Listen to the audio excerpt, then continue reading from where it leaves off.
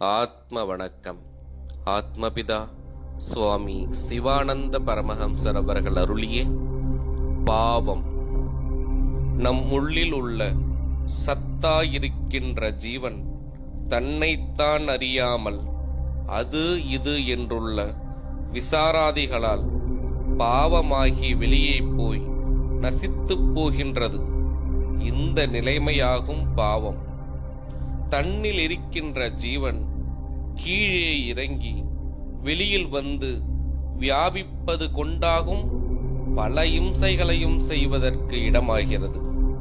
அந்த ஜீவனை வெளியில் விடாமல் தன்னிலேயே உபரியாக, அதாவது மேல்பாகத்தில் ஒடுக்கினால் யாதொன்றையும் இம்சை செய்யாமல் எல்லாவற்றையும் தெரிந்து கொண்டிருக்கலாம்.